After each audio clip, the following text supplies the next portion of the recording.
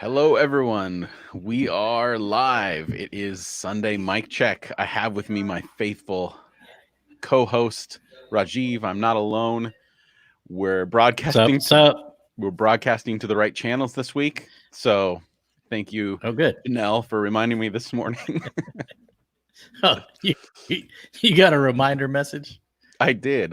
It was in jest, though. It was in jest. So, for those of you catching the replay, last week I messed up pretty bad, and I was talking to myself for a good 10 minutes. And yeah, if you'd like to see that debacle, it's actually on our YouTube page. If you go to renacast.com/YouTube, you can watch that mortifying 8 minutes of me just stammering along, slowly being crushed on the inside because no one wanted to join us. A little glimpse into Jeff's That's right. A rare private world. little glimpse. So Rajiv, right. how was 'Cause you're your so couple cloistered. weeks? I know. We haven't seen you for a couple weeks. Thank you for coming back again. Thank you for Yeah. It's it's such a weird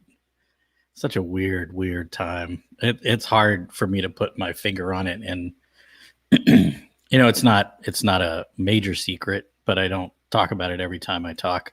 I've struggled with depression on and off over the course of my life. So there's some of that stuff that's surfacing during this time. So just trying to be thoughtful, not only for myself, but the people I'm in relationship with, like whatever mental health issues we may have been struggling with or have had. This is kind of an opportunistic moment for some of those struggles to gain a little strength, I guess. At least that's what I'm experiencing. So, right. Yeah, just trying to be conscious of that. And I'm like, okay, how do I combat that? And for me, exercise is a big part of it. And I'm also a major allergy sufferer. And right now is horrible. So what I've decided to do is I'm doing 100 squats a day. Oh, wow. Okay. Yeah, I just space them out throughout the day. And my legs are killing. I took a day off because I was like, oh my God, this is painful. I'm just getting into it. So that's like one of my little quarantine tricks. Okay. Can't go to the gym, and it's brutal to run outside. Right. I can never do the running. I tried it. I love it. Oh, really? I can't. I tried it. Like I'm just like, nope, I can't do this. So I usually just keep it to something at home. I hate the gym too. So really, yeah, I can't. You should do like a little workout video for people who hate working out. I don't mind working out. I just don't like doing the gym because there's people there, and I just don't like it. there's people there. And then so I actually I had this app. I was doing it for a while. I haven't done it, and I have to like mix it up between like some yoga because I have sciatica, so I got to keep limber before I do anything high impact. But it's this little app called Streaks, and it gives you these like little mini workouts, and then it keeps track, like it gamifies your thing, and you can it's all stuff there you go, you can do from home. And I find that and then sometimes my daughters will join me, so we set out our yoga mats and we do these little things because it says like do 20 squats or whatever, and then you do it, and then it goes to the next exercise, and it randomizes the intervals and all that kind of stuff. It's a lot of fun. So basically you need a middle school PE teacher. 100%. Yes, I do. I absolutely do. I need some structure. Who doesn't want to know anything about you personally? Exactly. Thank you. That's, you know me so well, Rajiv. We have some people watching. Alan is here. And then Janelle, thank you. You're allergic to the state of Florida, not physical. Yeah. Running's not my thing. And then of course Alan is joining us once again. He misses the gym. Don't talk about it that way. I will, Alan. The gym sucks. I hate it. And yay to everyone who likes it, but it's not for me. It is not for me. I'm not social at the gym. I'm really not at all. But I do like all the equipment. In some ways, I kind of like the implied peer pressure, where it's like you can't sit around doing nothing for too long, because people will start looking at you like, what's that guy doing here? And you have to do something. Yeah. I just don't. It depends. I guess it depends on what I'm doing. Like if I'm like lifting weights, I don't. It's gonna sound weird, but I don't like grunting or making like. There's certain things that I like to do to express when I'm working out. And I don't want to do that in front of people. Like I don't want people that I don't know. Right. I hear you, but that's the best thing about my beard going gray is, grunting with not super heavy weights is okay now. Oh. Your little 5-pounder. Yeah. It's like, oh my God, this is heavier than it looks. Very nice. That's true. Yeah. Speaking of beards, man, this quarantine beard, I can't do it. I'm going to. Are you going to shave it? I'm going to trim it down. I'm not going to shave it. Well, see, I got this thing going on up here. It's like, I mean, it's everywhere. It is. And it's starting to get past the unruly, awkward stage. Mm-hmm. Oh, it's staying in place. So maybe I'll go hat free for a sec. Much cooler. There you go.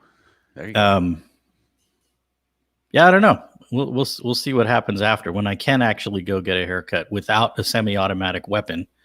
Then we'll see if I decide to keep it. Right. Yeah. Well, that was the first thing I did when we got just shelter in place. Was I just buzzed my head a 2 all the way around. I didn't want to deal with it, and I figured I'll just go the opposite, grow the beard out a little bit. But I can't. It's look at all these.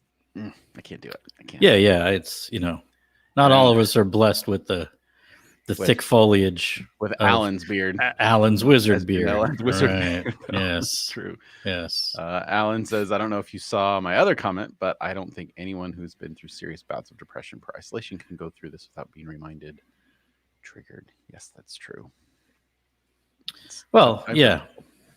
It's hard to say, and I would imagine that for some folks, this may actually be a relief from some of the social pressures and anxieties that they have, like going into a workplace or having to see certain people out of obligation. So it's probably a bit of a mixed bag, but I think overall a lot of time with oneself forces us to to face those little secrets that we can shove aside in the busyness of normalcy. Yeah, it's certainly not a monolith of experience for everyone and how they're encountering everything that's happening. For sure, because at the gym, like I wouldn't want to go there. Back to the gym. But I'm just saying as an example, like the context.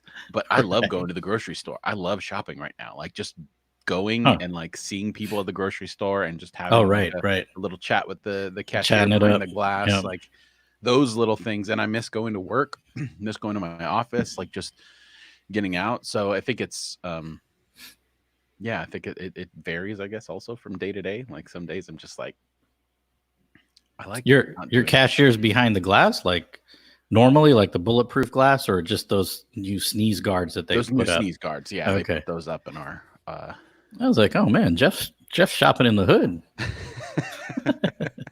Not exactly. Far from it. Far from it. Our area is uniquely not the hood. Right. So, what I was gonna ask you, what your thoughts are on all these sort of paramilitary folks who are storming state capitals to holding up signs saying we want a haircut. I find it, I mean, aside from obviously our aversion to that ideology in general, I find it really interesting that particular view of the world is quick to trash on a younger generation for being entitled, for whining, for not being tough, or being a snowflake or whatever. And here you are protesting and putting people in danger because you feel like your rights are getting taken away, and then comparing it to the civil rights and comparing it to Nazi Germany. Like, what kind of crap is that? It just makes me so mad that is this despair? And then obviously just the idea of like the privilege of being able to protest with a gun, and how many of these people who are now confronting cops on the doorsteps of, these Blue Lives Matter folk, and now they're the ones that have justified it because they can't get a haircut, and not even because they've been a part of some sign like systematic abuse or violence or anything. And I'm not a violent person, but it makes me want to go and punch him in the face. But I think a lot of them are younger. I don't think this is like a boomer thing overall. I think these are like 20, 30 somethings. I don't know. I don't know if it's the footage that I've seen so far. It's been mostly older people yelling at, counter protesters, and it's hard to tell because they're behind their American flag bandanas and whatever, and have wizard beards and stuff, which age them. I did see something on Facebook this morning where some lady took a picture of her son who was trolling these protests, and in the middle of these sea of signs like "We want to go back to work, we want a haircut," there's this one kid with a sign that says "Hail Hydra." Hail Hydra! I got a kick out of that. That's funny. That is funny. What are your thoughts on all that? Yeah, I mean, I don't know. This is like, it's one of those moments where I think it's the idiocy isn't new to me. What's new is that there's more people who normally wouldn't take notice are taking notice and going, "Man, these guys are jackasses." Yeah. Whereas if they were doing, when like the Black Lives Matter stuff that I've been to on the side of the Black Lives Matter movement, and you have these counter protesters out there, there folks sort of in the, I would say they think they're in the middle, but they're really not in the middle, but they identify as the middle. They're like, well, they have a point and opinions heard. Whereas now, I think those quote middle people are starting to go, yeah, this is jacked up. These people are not right in the head. Yeah, that's a good point. I think that there is that, especially now that the narrative on it seems to have gone from, we need to get the economy back on track, and we need to people are going to die, and really like throwing the older generation to the wolves, as far as I'm concerned, in terms of that ideology that's been put out there. And then it's shifted now to it's shifted now to a rights thing, right? Because I think that they realize, wait a minute, most of the people that are supporting our way of life or our party are of that age, and we've just kind of thrown them to the wolves. And I think that they realized that and did a quick pivot in terms of how they're framing the narrative on why this is something that we need to look out for. So they created an enemy like they usually do. Yeah, I mean, there's so much that this is surfacing in more open ways. Like, everybody knows Nazi ideology has like certain people are expendable. Maybe they're not even people. And that's resurfacing in a lot of these talking points. Right. Is, well, yeah, so the weak die. Okay. Yeah. It's crazy. Janelle says, we had a local Planned Parenthood protesters by a large group of pro-lifers and their children a few weeks ago, crowds violating social distancing restrictions. Someone came by on a bike and threw water balloons at them. Not mixed feelings about that. It's harmless fun, man. Harmless fun. Yeah, yeah.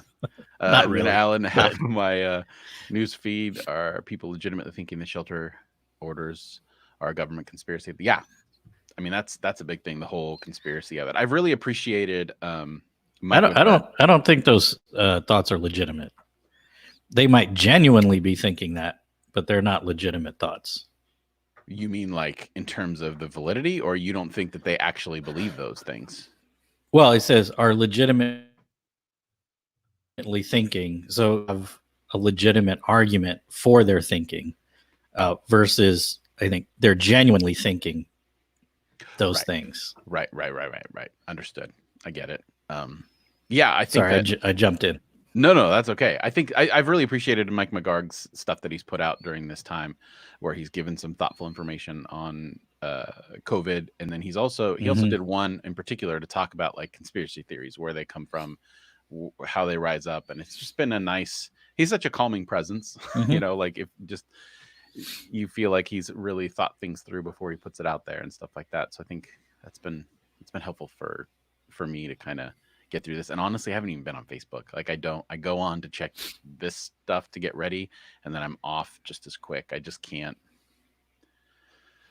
Facebook is one of those places that I just can't deal with sometimes. So yeah, it's an interesting space right now. Fortunately, most of the people I'm connected to on Facebook they're posting, you know, kind of interesting things, ranging from thoughtful and introspective to just let's try to make. I'm trying to make the best of this moment, and here's my lighthearted attempt in this way. So, fortunately for me, it's not too bad.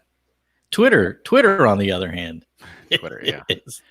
is crazy, but crazy in a good way. There's just a lot of stuff out there that, you know, kind of to Alan's point, like there's people out there that think some really whacked stuff and believe it deeply.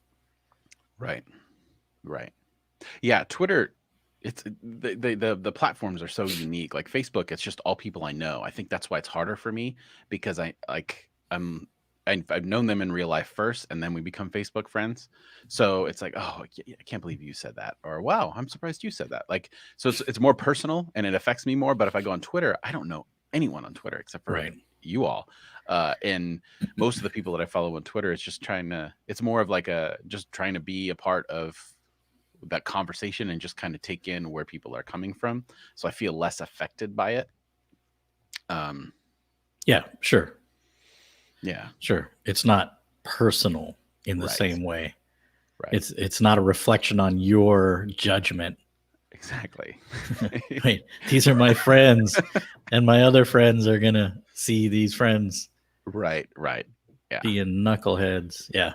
For sure. And I've done a pretty good job of curating my Facebook feed to where it's mostly just like, you know, food videos, like tasty and serious eats. So it's just, for some reason, my curation has broken down in my news feed the last few weeks. Your carefully crafted attempt at shaping your bubble in the way you want it. It's true, and I totally am fine with that. Like, if just Facebook, of course, like I'd try hard not to do that in other places. But the way that I view Facebook is, I'm here to keep up on people that I ordinarily would have forgot about, and I just want to know what their life is doing. So I love when they, you know, people complain about posting pictures of your food. I love that. I want to see what you're eating. I want to see what you're doing, how your life is progressing. Like, I love that part of it. I don't want your news. Like, I don't want your articles. I don't want your memes. I was one of those for the longest time, like a food hater on Facebook. Like, oh my God, I don't give a crap what you're eating right now. I don't know. I mean, it's like, what are you sharing this for? But like now, for some reason, the stuff people are doing in their homes, or like they decide to order in and, you know, wipe down everything. And, you know, they're supporting a local place, which, you know, certainly is near and dear to my heart. But seeing what people are doing that never thought they could or have never really tried has been interesting. And partly because I think I've been in that boat. I'm like, there's so much cooking that needs to be done to keep people alive and sharing the burden. I'm like, okay, you know, trying it. It's like, man, this is pretty cool. I'm kind of getting into cooking, the cooking end of food. I've always been on the eating end of food, but there's some good stuff out there with cooking. Janelle says Instagram is the most fun because I mostly follow fellow eye bombers. So it's what's an eye bomber? Googly eyes on everything? Is this a thing? Like a real thing? Is that what an eye bomber is? They just put those cartoon eyes on things? I don't know. My daughters, at their school, they made a big deal about their 100th day of school earlier this year. So they all come dressed up as something with like 100 on it. So one of my daughters dressed up as like 100-year-old lady, so she pretended she was a herb. And then my other daughter just took a white T-shirt and glued 100 googly eyes to it.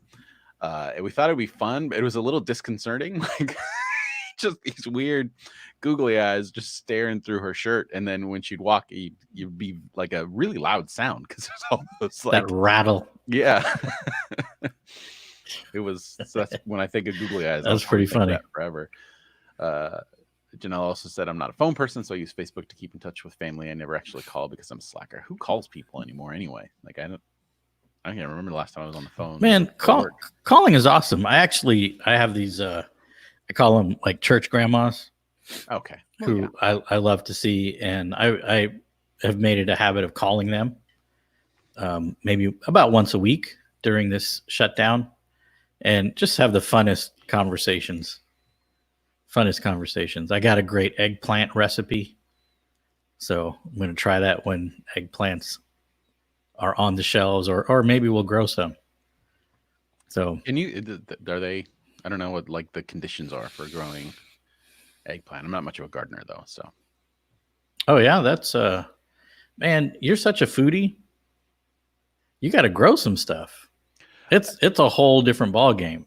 Right. I know. I want to start with an herb garden because I want like I use basil a lot. Like if I make a margarita pizza or whatever, I want to make some pesto sauce. So I need to start with an herb garden. But I'm the opposite of you, Raji. Like yard work yesterday, I spent like 2 hours just weed whacking our whole property, and I was like, oh, this is the worst. I hate it. And now I got to go through today and, get all the scraps up. And it's just not my thing. But I love planting gardens, keeping them up, doing the detailed weed pulling and that sort of stuff. That can be a little tedious, but we sort of team up on those different things. But I've Bonnie's an amazing. She's an amazing gardener. She comes from a family of farmers on her father's side, so it's just in the bones. And man, we have last year she planted tomato plants, and she planted 4, and we had so many tomatoes. I think she planted 8 tomato plants, so we're gonna be eating tomato sauce, fresh homegrown tomatoes and tomato sauce all winter long.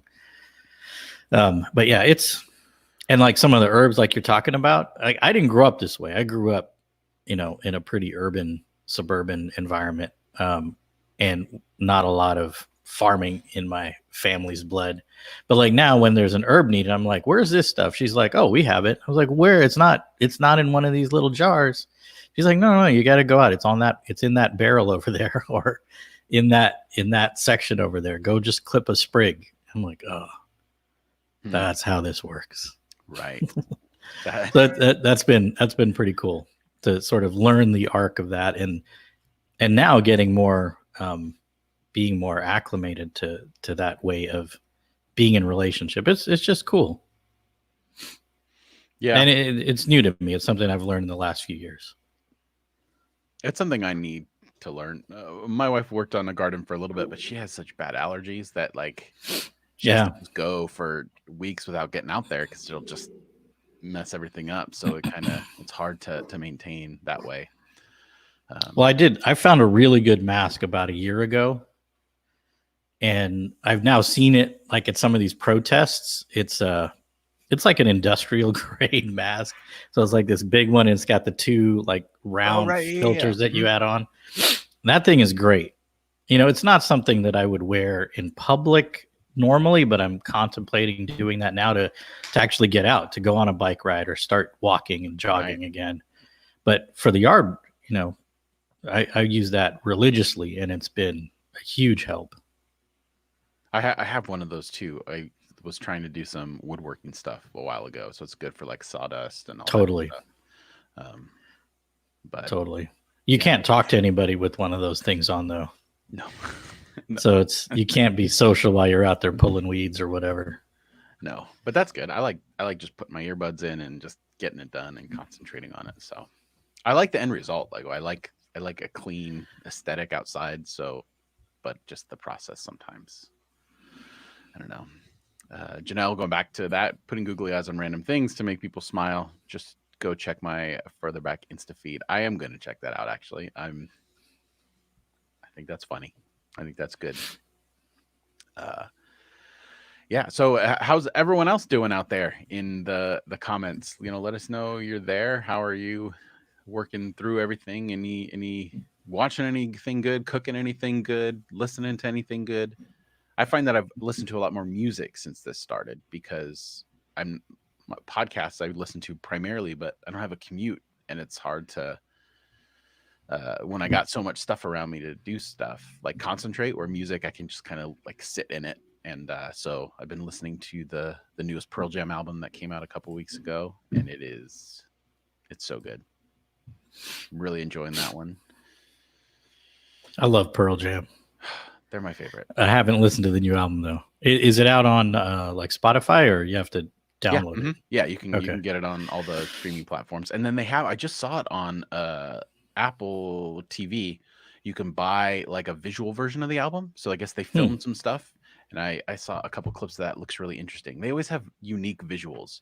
And for a band that stopped making music videos for like almost 2 decades, when they put something out there, it's always pretty unique. So I think I'm just gonna pull the trigger and pay the $12 and watch that. Yeah, they were never one of. I don't think they ever wanted to make a music video.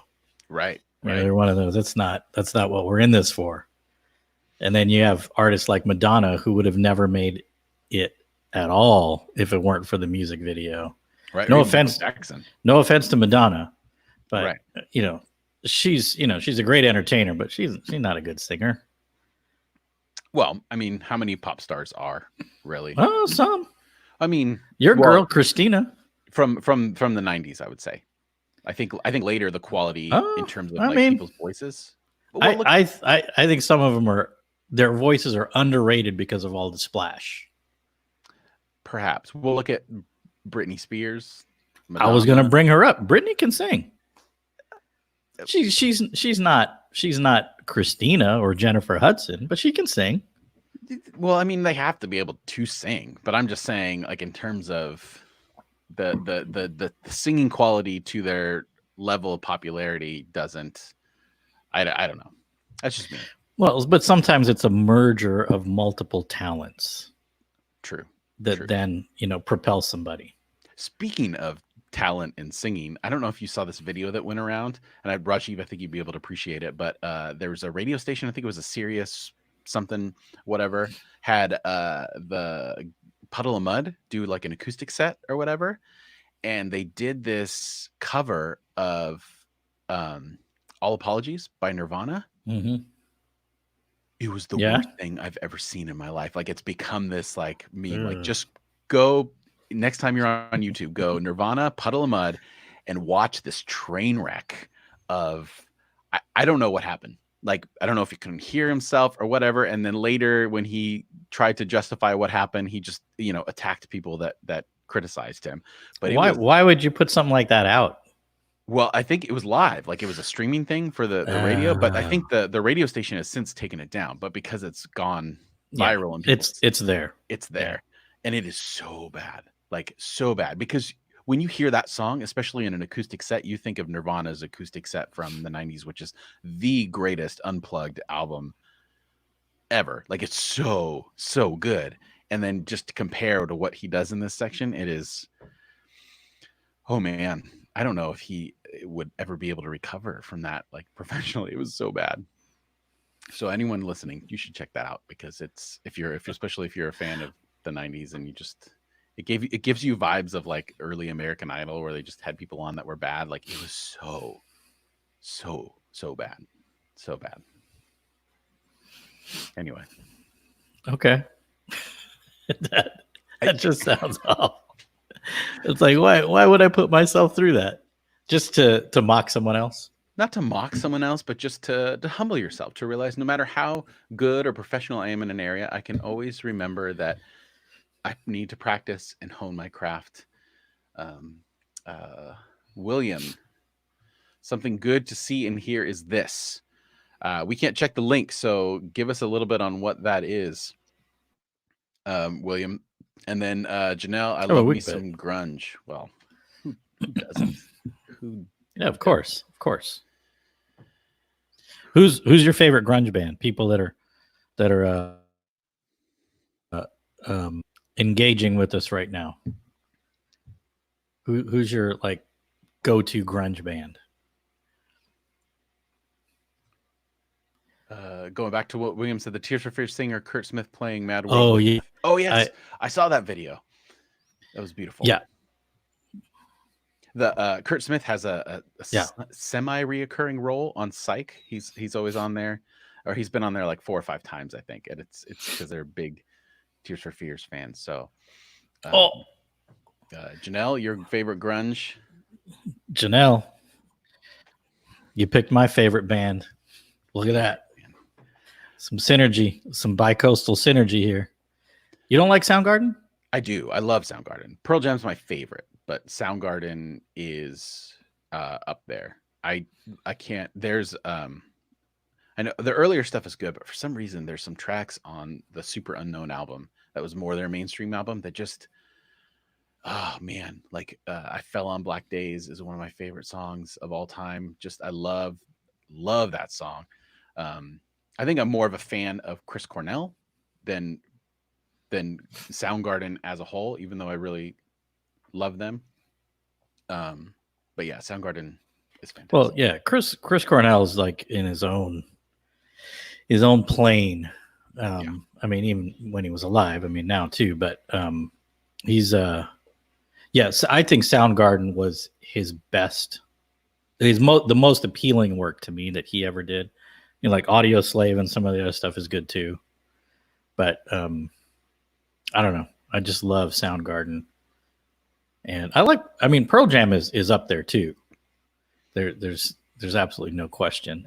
But you know, both really strong front lead singers. Really strong. Which is why Temple of the Dog is my identify it of all time. Temple of the Dog is just, that little collaboration was it was amazing. And Hunger Strike off the charts good. Yeah, I listen to that on repeat from time to time. Yeah.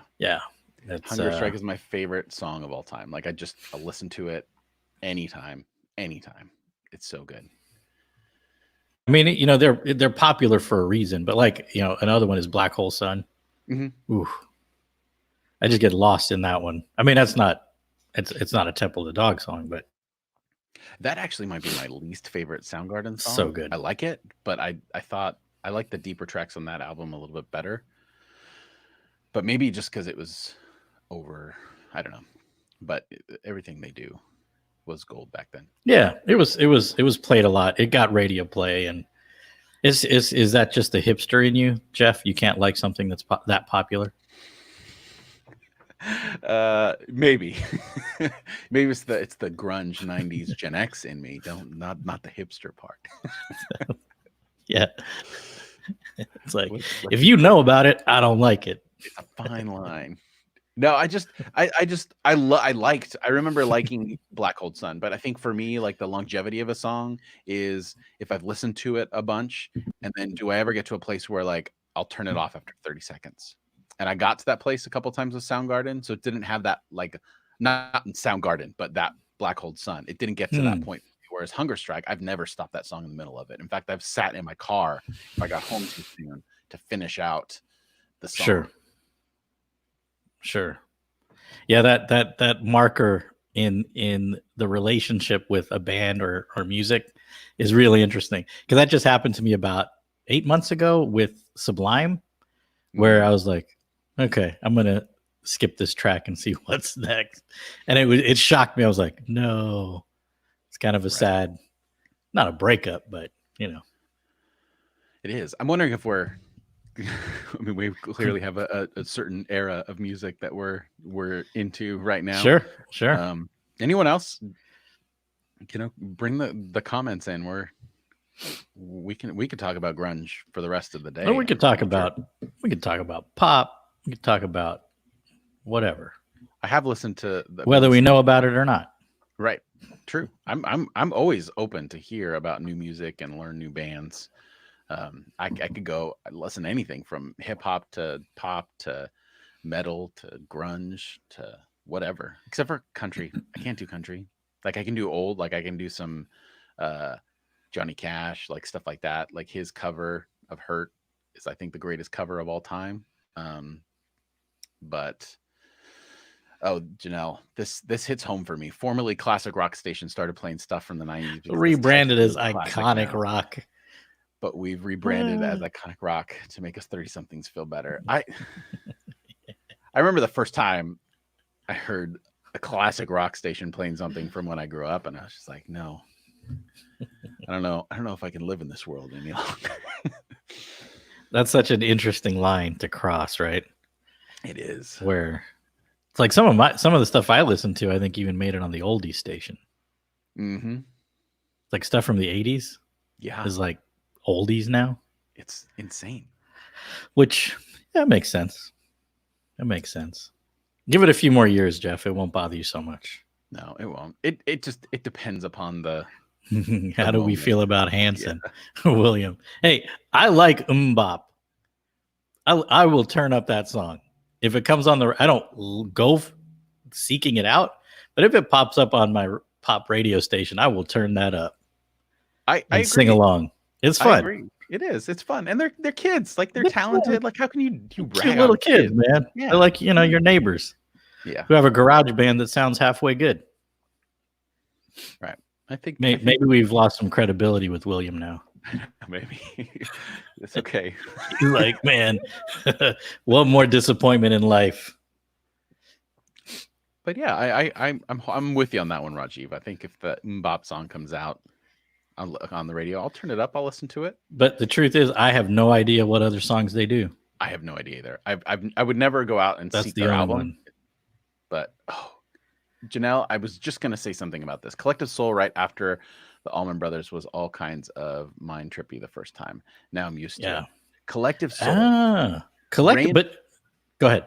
Randomly, I haven't heard Collective Soul in forever. And I think about 2 months ago, like randomly, I woke up and I had Shine stuck in my head. And all day it was like, and I was just like, oh my gosh, I hate that song. Like I hate it now. I remember liking it in the beginning, but now for I don't know where it came from. I don't know why it was in my brain. I don't know why. And it was stuck in my head for like a week. It just in my head over and over again. And it's going to be stuck in my head now. Yeah, but that's a good song. Collective Soul, that song can come on. And I love the Collective Soul and Allman Brothers together because like Midnight Rider and that little tiny uber simple guitar riff. I mean, that like everything stops. You hear that. I hear that. The world just goes quiet and I focus. And every version of Midnight Rider has something really cool to offer. There's one, I can't remember who does it, but that guitar riff is done by some horns. So good. It's been a long time since I've heard Midnight Rider. I'm just going. What, dude? Crank it up. Let's be honest, though. When was the last time you saw a group rollerblade throughout the music video?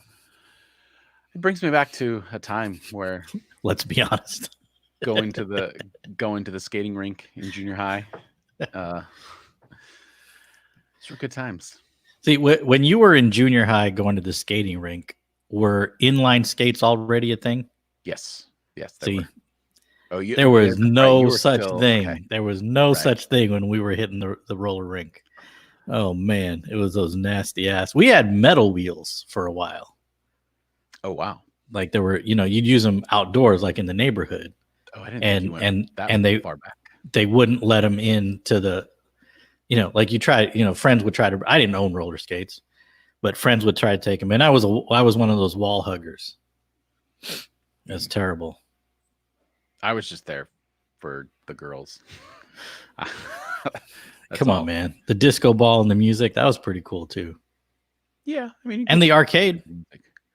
Right. The arcade. And the roller rink that we had had pretty decent pizza. So I was there for the food too, I guess. In your memory, it was decent pizza. Right. Go back now. True. I remember Chuck E. Cheese being delicious. Right? I had that fairly recently, and I was like, "Oh my gosh, this is touche." But I Rajiv. haven't been there for a while. Hanson Oh, was man. junior high for me. I was target Yeah, audience. yeah. Did you love them, Janelle? Or were you like, these people are garbage? Do you? Which kind of junior high kid were you? They were garbage at the time. I think they were a little bit past me though. I think I was in high school by the time Hanson came out. Junior Well, high, yeah. the first song I slow danced to with a girl was Whitney Houston's "I Will Always Love You." That was like that was the song. I still love that song. You know who wrote that song? Dolly Parton. That's right. Yep. That's right. Maybe the greatest songwriter of our time. Really? I think she's an amazing songwriter. I will take your word on that. I never really got into to Dolly Parton. Dude, you got to give her a shot. Okay. You got to just Google like Dolly's top 10 hits or whatever. Just listen to all of them. Pay attention to the mood and the words. And she's an amazing musician too. I mean, this woman's just, yeah. I want your curated playlist though, Rajiv. Like I want to hear from you. Like here's the definitive Dolly Parton Rajiv mix. And I will be on board with that. I don't want the opinion of some Rolling Stone artist or journalist or whatever. You got to start somewhere, man. I know. Till you can get your own. All right, I'll send you 10 songs of hers that I love. Okay. I don't have years of experience listening to Dolly, so most of the stuff I know is her popular stuff. But she's got, oh my god, yeah, some of it's like, holy crap, it just resonates so deeply. Okay. Janelle said, but I think I liked them more because speaking of Hanson, we're into them than because I actually liked them. And that was the beginning of my being what everyone else wanted me to be phase that I'm just now leaving. I feel on that one. That's deep, Janelle. That is. Yeah, go figure. You leave it to the Arenacast conversation and Arenacast conversation to have Hanson's mbop go deep. Right. Hey, that's what we do here. We take things that everyone else would think is surface level, and we bring depth and meaning to them. And our audience is a major reflection of that. Maybe even better at it than us. Yeah, that's got my mind going off on a lot of different thoughts. So I'll put that on my to-do list for later. But that's a pretty profound and powerful thought, Janelle. Right. Have you what's that show? Never Have I Ever. The new Mindy Kaling.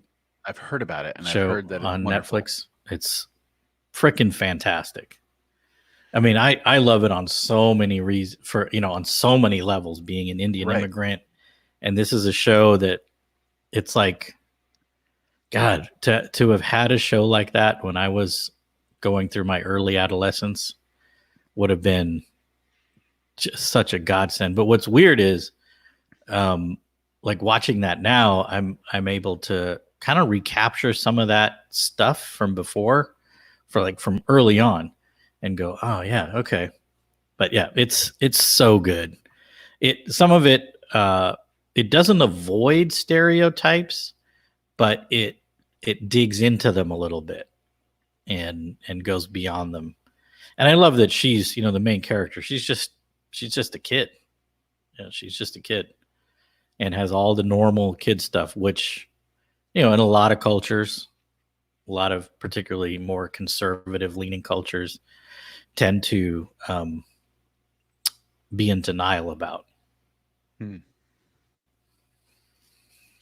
definitely going to check that out. You're like, I've heard a lot about that show, and I really like watching those shows where I get a view into someone else's experience. And yeah, there's a show that it's similar. The stuff that I've heard about that show is similar to what I've heard about. Oh man, now I can't think of it. I think they did a remake of.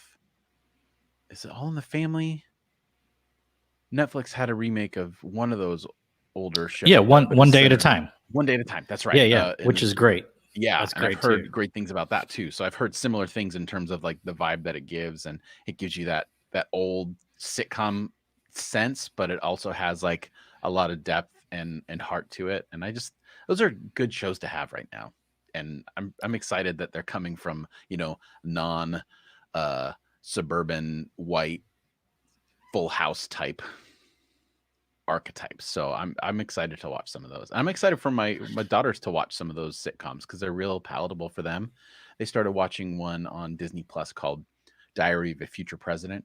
It's about a Latinx family in Florida, and the show starts with this little girl as president, and it's flashback like her formative years and what brought her to that.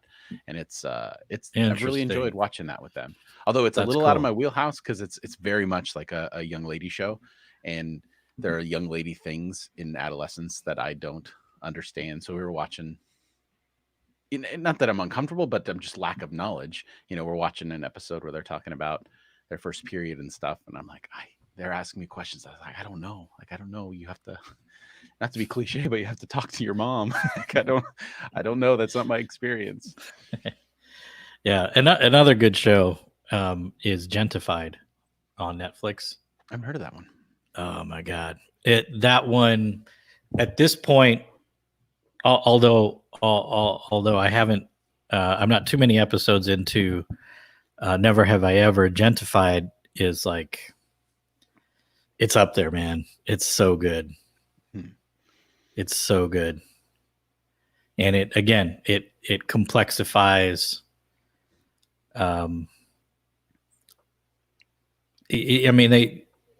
Obviously they're talking about, and Boyle Heights in LA is the neighborhood that it centers on, and people are moving in and things are kind of changing, and just all this tension around one family. It's a very established family in the community. They own a restaurant.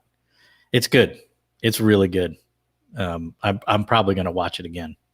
I'll check that out. It's only one season, but can't wait for the second season. I'll go with that. Your last recommendation of an unorthodox was spot on. So yeah, that was great. That was very good. Yeah. I don't have Disney Plus yet. Oh, dude, it's so worth it. Is it? Oh gosh, yeah. I mean, I guess it depends. Like, they pretty much have, like, they own everything. So all the movies from my childhood, and my daughters and I have been watching week to week the final season of the Clone Wars animated series.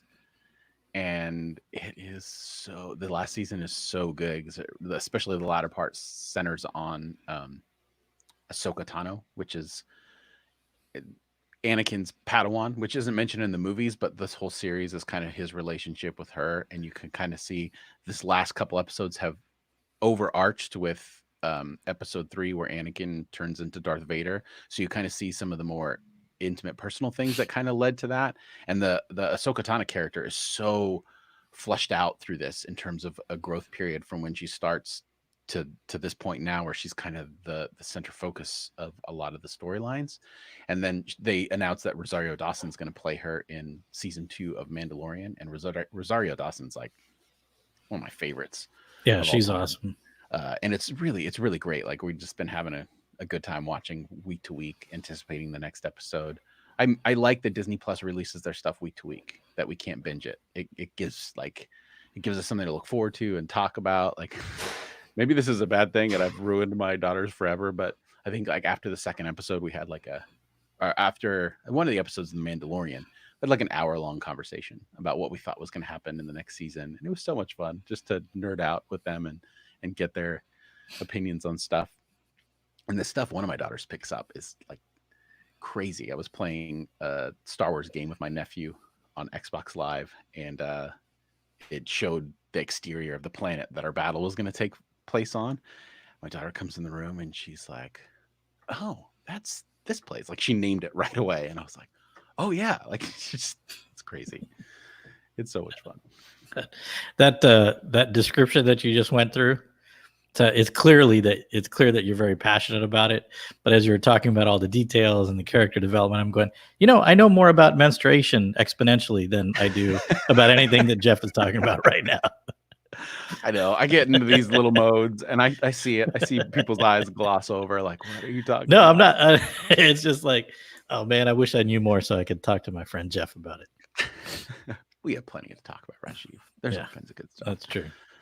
Janelle, in my 90s purity culture world, periods were very secret and taboo. So Diary of a Future President does that is out of my wheelhouse too. Well, that's a good perspective. That's certainly I know we've talked about that of just the different experiences that I'm sure females had during 90s purity culture. Well, I can't even imagine what that's like to have just a normal part of your bodily functions to be, I don't know, like there's something wrong and evil and shameful, right, that should be hidden. Mm-hmm. And to have your sacred text literally call it unclean is I can't imagine. I can't imagine what that does.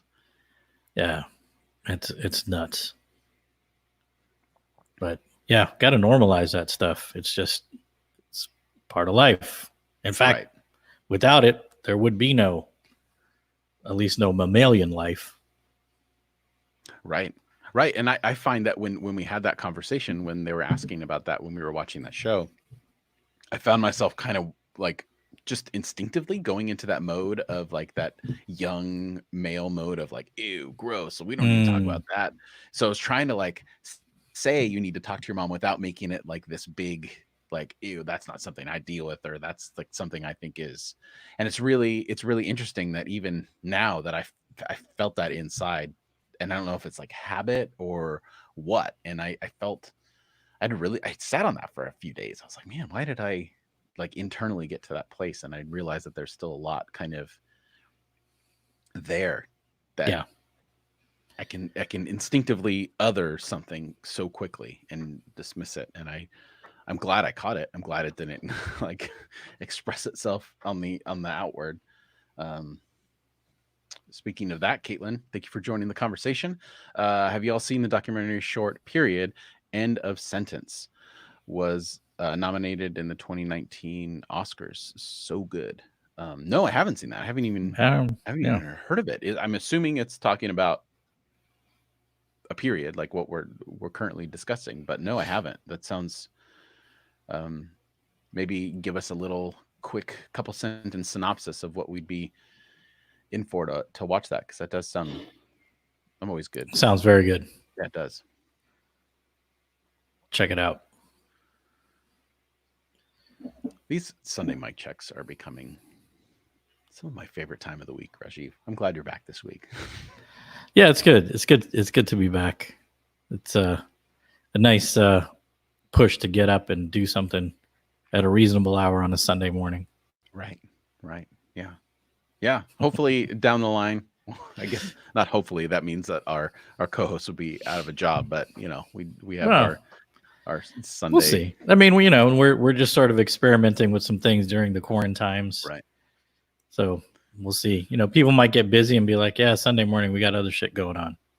True. So yeah, this could turn into something else mic check, but I'm having a good time. It's in the archives. That's right. Look what these pioneers did way back when.